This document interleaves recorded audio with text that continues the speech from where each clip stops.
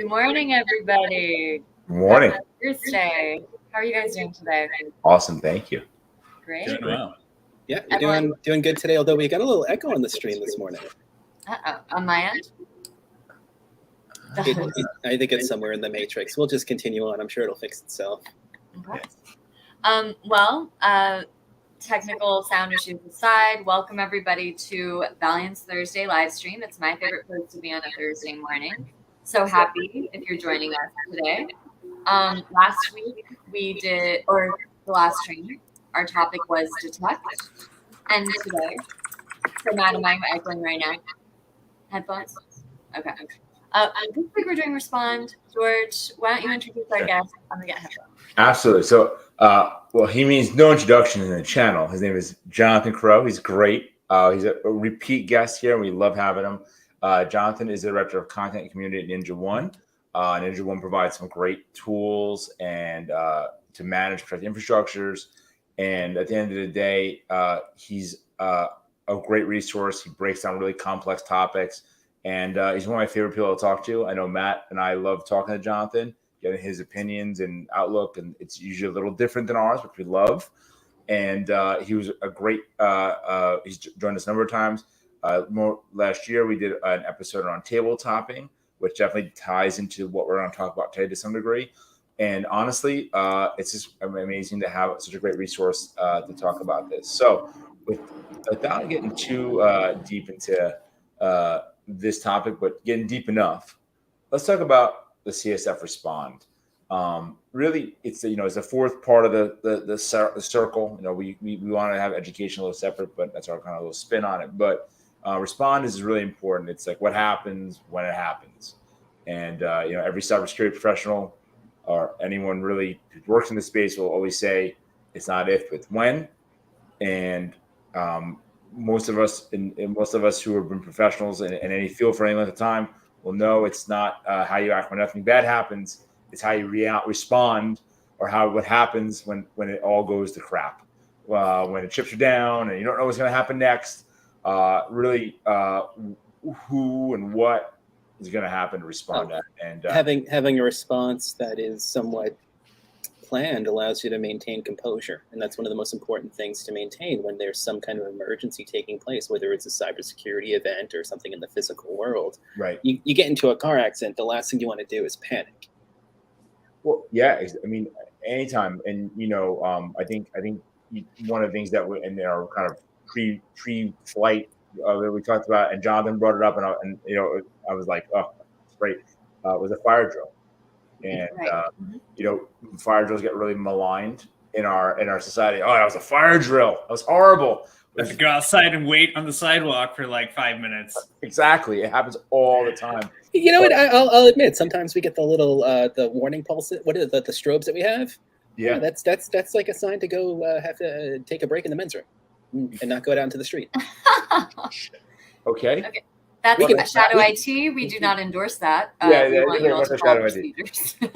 But really, this kind of drag it back into the CSF Respond.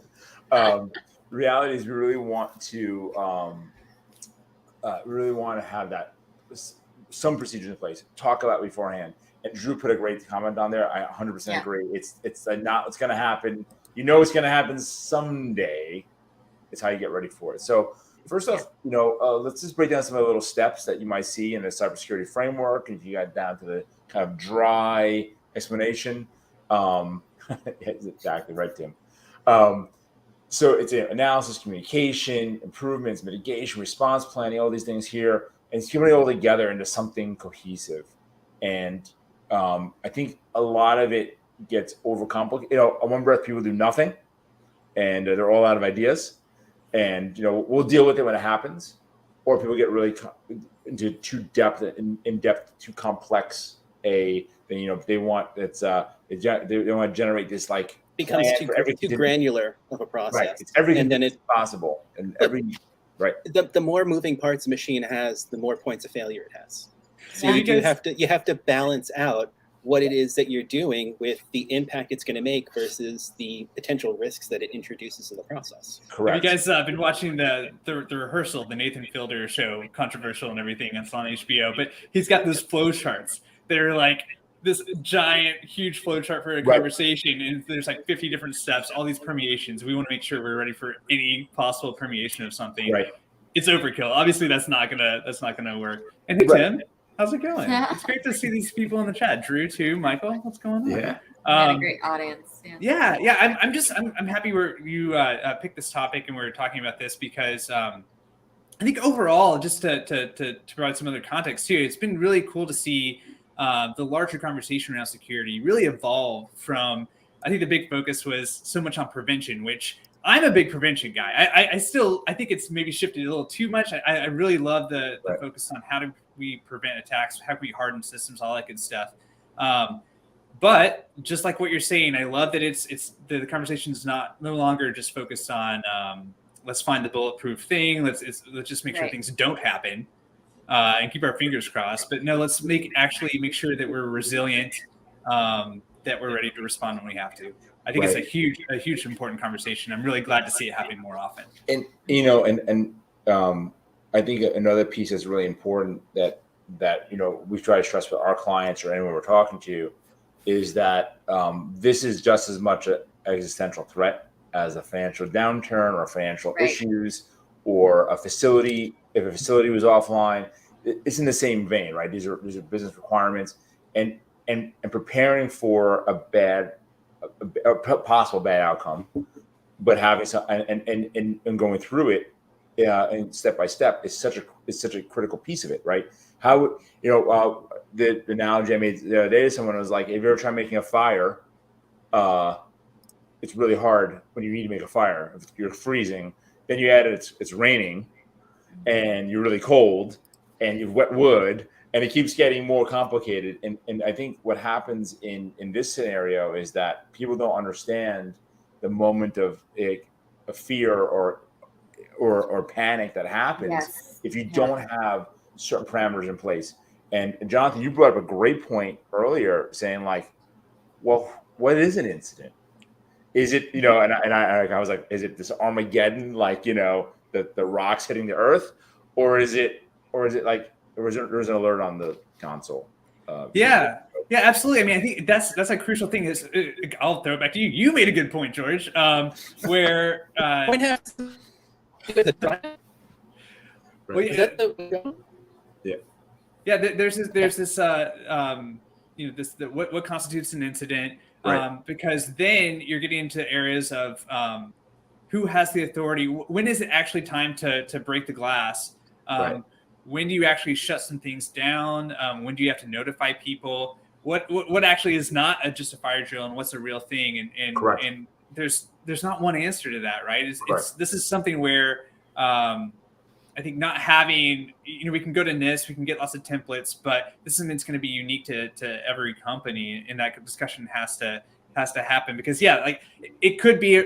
I think when a lot of times when we talk about incident response or being prepared for security incidents, ransomware is a popular one, right? And it's typically people go to the nuclear thing of like it's a system-wide, network-wide ransomware scenario. It's like red alerts. You have to shut the system down. It's Armageddon, as you put it. And that's not always the case. There's other incidents that can happen. Matt, you brought the point of like someone left lost their phone on the subway, and that constitutes. That there's data on that cell phone, it's owned by the company, there's a risk. For whatever reason, we work in marketing communications, and if I told you how many laptops have been left behind on airplanes, taxis, or trains in the years I've been doing this, it must be in the hundreds at this point over the years of people forget stuff, and how many breaches have been caused by the left behind mobile device, and how many of the mobile devices are still not encrypted. Or once again, that goes back to policy and the other piece of it. That sort of thing. And actually, 100%, Tim, phishing email incident. That's an incident. Mm-hmm. But do you report it on your insurance as an incident? Do we have an incident? Is that are you lying when you say you didn't have an incident? So it gets into this really gray area. And I think that part of doing these exercises with not to say that we this exhaustive thing with customers. or in any organization. But if you can just say like, hey, these are the parameters, these are the things that we think are important. These are where you have to get involved in, and start just having even some basics response. Who's gonna? And one of the things that I always stress to people is because running a business, who's gonna pay for this? How are we gonna pay for this response? Mhm. Is it gonna invoke insurance? Mhm. Or they're not gonna invoke insurance. Totally different response. And having that kind of clarity of who's going to do what, when, and where you're going to invoke that deeper sense of intervention is the right word. I don't know if that's the right word to use, but close enough. It has to be defined. That's right. Exactly. You define it, and the more you define it, the better it is. Most business people don't define it; they can't see it that way. So They're yes, guardrails more than I'm anything not going else. to pay because I have an E at the end of I have no E at the end of my name, Tim. So not going to pay. Wait, did he? He puts George is going to pay, not paying. It's really true though. And having those and having that out in the open earlier on in the process really makes it in that time of crisis. You don't want to be building the bridge while the water is rushing underneath you, that sort of thing. So it's really important. And and what happens is I think a lot. You start looking at dry cybersecurity documentation with 100 acronyms and ID-4.1, and people kind of get overwhelmed and they kind of shut down. And you really got to humanize it and bring it to someone's level that they operate in, and actually the world they live in. You got to kind of give them the analogies. I think that are really important, or define it for the business. Yeah, absolutely. Like in helping people go through scenarios that are realistic and tailored to them, right? And so I think we were talking about this instead of what's more helpful than just having a template and a list of like, okay, here's all the check boxes. Right.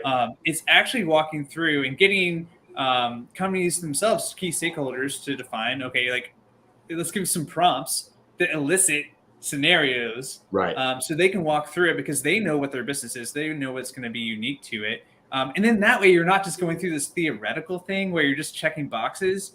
You're actually coming up with something that's grounded in reality. I think that's a big missing part of the cybersecurity discussion. Still, right. I mean, we have so much like the stats, the big scary stats. I think everyone to this point gets it that, yeah, this is important, I should care.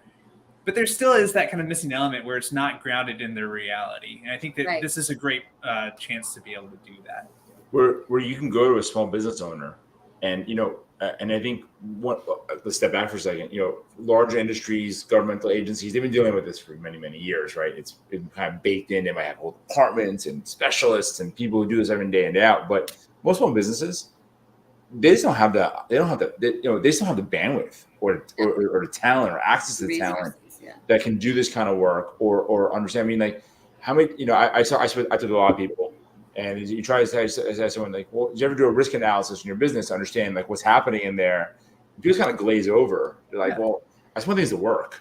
Mm-hmm. It's like, well, yes, but it's always like improv. But there's a lot to it because it's and I think that in the past couple of years, it's really downstreamed to the small medium business because of insurance, because of vendor risk management programs that large companies are putting in place, due to regulatory bodies, and we all kind of agree. I think that the collective agreement is that's going to get more difficult as it gets more and more expensive for people to run these kind of application programs. So I think that stepping back, especially in this part of the NIST framework, is really aligning to the business need, and making it very topical to their business. Asking someone like, well, what would happen if you didn't have email for 2 days? Simply put, I guess, ask the question, and people they'll lose their mind. Yeah. Exactly. Oh, thank you, Tim. Hey, just really quick on that. Yeah. Oh, sorry. No, please go ahead. No, I was just gonna say on that point, like, explain to people the downtime, and also this is a tried and true thing, but the spending money on prep will always offset costs when it comes to the actual response. So, you explain the downtime. What would two days of email not like not having that be like for you, and also here are the real dollars that it comes to. I think that kind of Right. parallel there Let's go back to the fire drill analogy just for 1 second. If Sure. you work in an office building, you go out to the hallway, you're going to see the fire drill information. Who's the fire marshal? Who are the people in your floor? Who are the checkers? Everything else. And you're going to see a map. And that map's going to have a red line on it. And it's going to go from you are here to one of the fire towers that you're going to use to escape the building should something occur. Could you imagine if that map was the same thing in every single building across Manhattan? Right. People are going to be running into walls, going into other people's offices. It Yeah. needs to be bespoke for their That's needs. point. And Yeah. it's where we're sitting here. I'm like, yeah, if that red line caused people to like run into empty elevator shafts or out windows, it's not going to help anyone. It needs to be mapped for that particular building. And it's not that different from what we're talking about right now with respect to a bespoke element to a response, because everyone's business is going to be different. Yeah, businesses all have inputs and outputs. All living organisms have inputs and outputs, but there's a whole lot of complexity on top of it. And, Right. I think that what it is, I think one thing that's great is if it's done, if you can do your job well and you have the open mind and people have the win-win mindset to say, hey, we're going to, we want to build a program, work with a partner who can, truly work with us to put this risk management in place. You have to get deeper into their business operations, which then subsequently will give them a better outcome when you're doing support, even, or when you're doing when you're doing. So, like the more visibility you have into it, the more you can deliver a great result for them.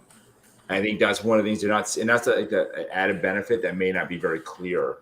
So, to many folks, this is like, it's just, you can get so much out of that kind of preparation work. So anyway, I think that is so important. So yeah, exactly. That's a good question. Yeah, that's a really great question. It's a fail open versus fail closed concept. Mm-hmm. You lock it behind you. That is a I hate giving you the answer of it depends. but it does. It depends. It depends. Usually you want to fail closed because you want to lock things down so it doesn't get any further or worse. Especially if you're trying to restore data to a specific time and date or state. That's really that's kind of how I think you would approach that. But there may be a context where you want to have things open. Going back to the fire drill, you want people to escape the building. You don't want to lock doors and lock them in, which Matt made a really interesting story about being in grade school and finding a locked fire door, which is pretty terrifying, actually. If you read any histories of fire safety, it's Triangle Shirtwaist Factory here in New York, where those people get killed and die in a fire because they lock the doors from the outside, that sort of thing. So that's a good example of when you plan, but don't actually test the planning. Yeah. If you think about it. And that's where I think if we're going to kind of drive this into something like actionable is we love tabletop exercises. We love doing them with our customers. We want more people to take advantage of that time with us to do it. We ask people and they're like, oh, we're so busy. But it's like, if we could get that time, 1 hour of tabletopping could save a customer hundreds of thousands of dollars down the road by having at least a basic prepared plan to have a mutually agreed upon definition of an incident, who's going to be in charge of what. One of the really core components of the respond is communication. Who owns the communication in the event? I mean, as someone, Jonathan, you and Matt communicate for a living. That's your jobs. Think about how to explain to your internal customer, your client, your company, and your external customers and your partners and vendors and what happened. Think about how complicated that messaging may be if it's something that it kind of gets you a little like upset. I mean, even looking at ourselves for a second, think of, when there is an incident, and unfortunately they do happen, and, maybe something happens where our customers aren't impacted, but we want to communicate that, we want to communicate that they're safe. Even that can be a bit difficult to word at times, because you want to make sure that you're assuring them that they're in a good state, explaining that there is something going on that they're not necessarily impacted by, but we're going to make sure that they're aware of it. because that's a part of our job. And even a situation where you're not saying, hey, this is what's going on, this is how we're responding, it can be a little nerve-wracking to make sure that you get the right terms out there and you're expressing the right ideas and the right intent. So yeah. Yeah, and then wait until you get the lawyers involved. So it's completely. I'm glad you brought up the point of communication, because I think it really drives home the point too of maybe some people, obviously Tim and Drew and then more technical folks on the call have probably seen the cyber defense matrix, where it's kind of like on the protection side of things can be drawn more towards tooling to software. Correct. And then as you go into the response side of things, you're getting more into people and processes, because your EDR isn't going to help you with your crisis communication. They're not going to get you be working with the insurance provider. So I mean, there's all those things that start happening. And to your point, George, like being able to think through that, not having to deal with that on the fly, because basically I think what maybe this is kind of one of the ways you frame this in our prep call. By doing prep, you're also making sure that you have you're cementing your place in terms of not necessarily having firm control of everything, but having more of a deciding factor of how things go. And Correct. If you're not prepared, the fewer choices you have, the fewer things get out of your control quickly. And that can really come into play when there is an incident that involves insurance. They're coming in. All of a sudden, a lot of things that you maybe hope that you had more of a say in are kind of out of your hands. And then you're just along for the ride at that point. As I jokingly said before, I'll show my age here. It's a die-hard moment when the FBI comes, and it's Agent Johnson, Special Agent Johnson, and they are in charge now, and they're dictating how the response is going to go and what the situation is going to look like.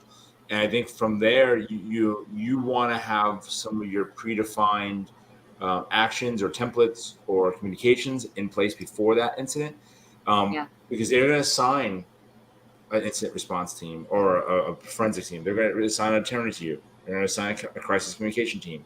There may be a negotiator. There's always different factors that may come into play in there.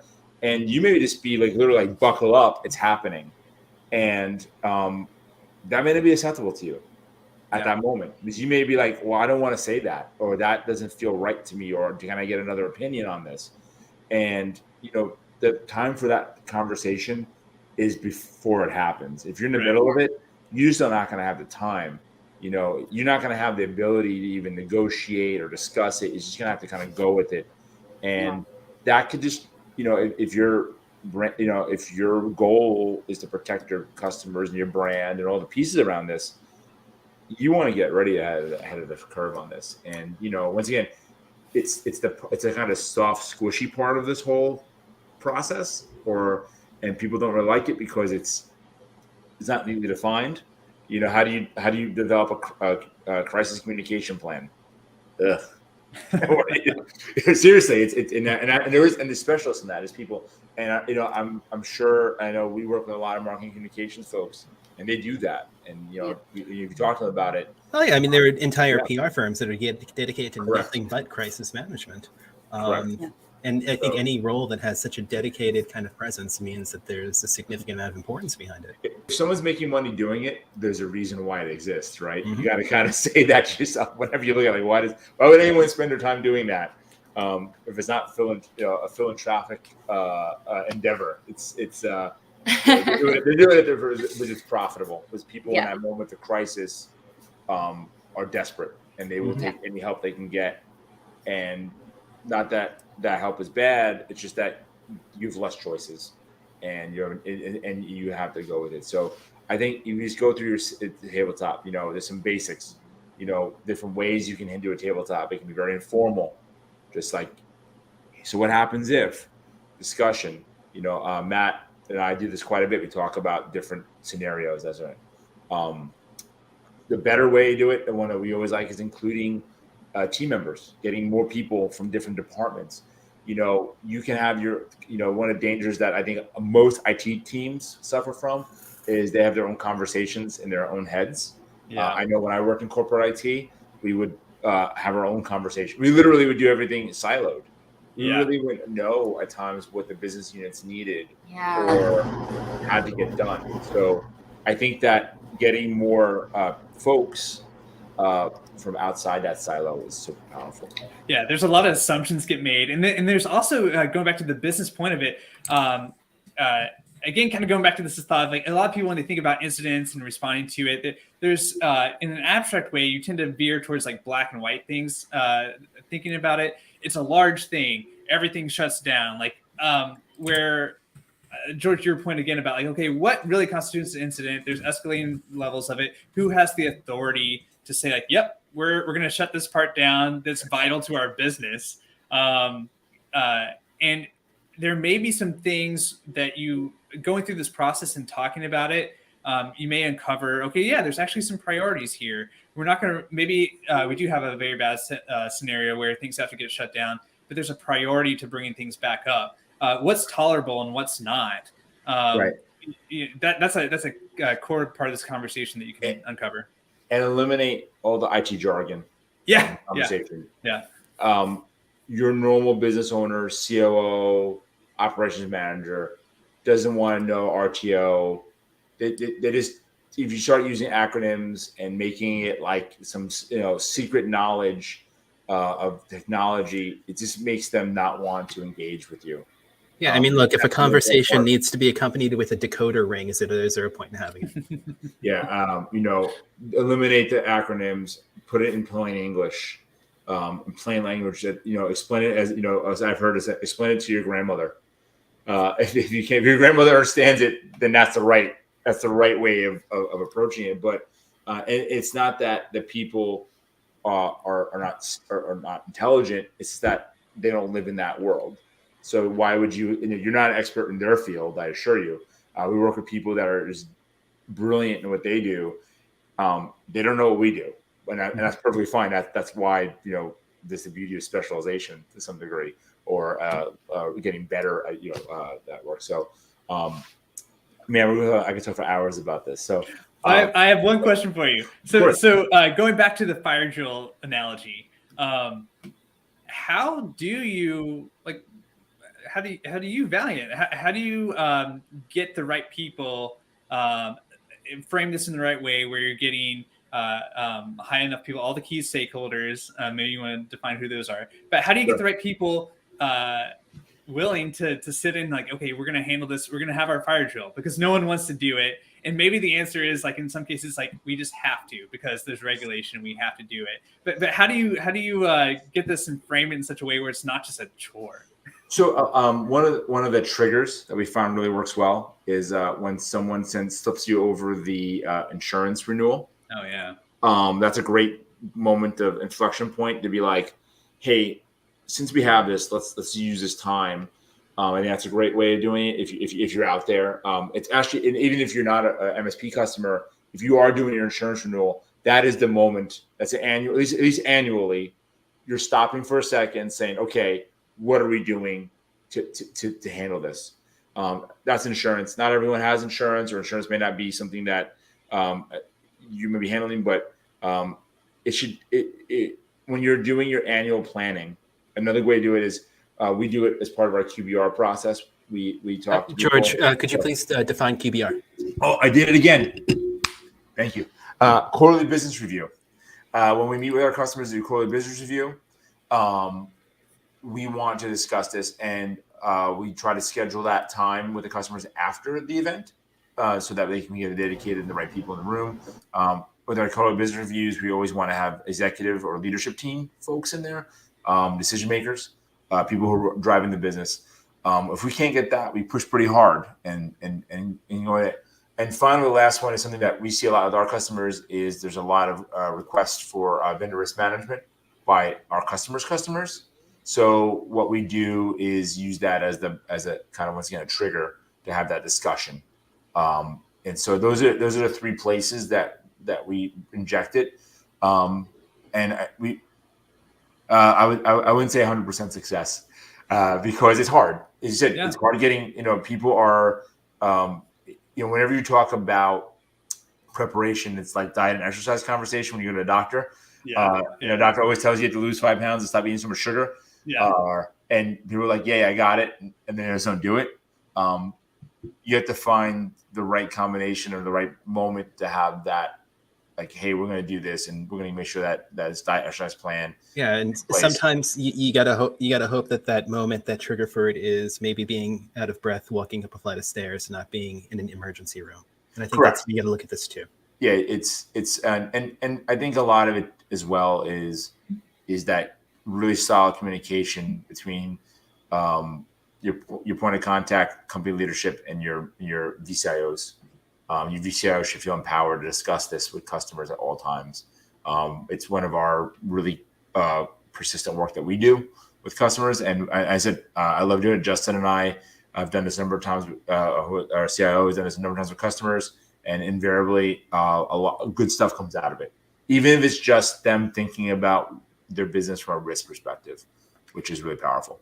Yeah, maybe bringing it back to the fire drill thing one last time. Maybe it's not the last time. I don't know. Probably not. Maybe a big difference is Tim brought up a good point in the comments of it's iterative. Right. And you do your fire drill. You kind of got it one time. Like, okay, we know we need to continue practicing it, just keep it kind of fresh. But it's the thing. And maybe it sounds like. This is something a little bit different, right? Like things could be changing all the time. There's also kind of like the digestion part of it, where going back to your point of, okay, we don't.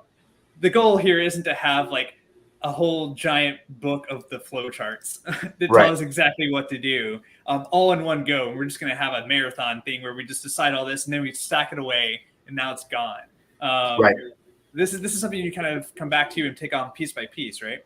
Correct. It is a quarter by quarter kind of thing. You kind of chew. It's a eating the elephant problem. Yeah. It's one bite at a time. Is if you try to, the environments change, right? That's the other piece you got to keep in mind, that it's not a static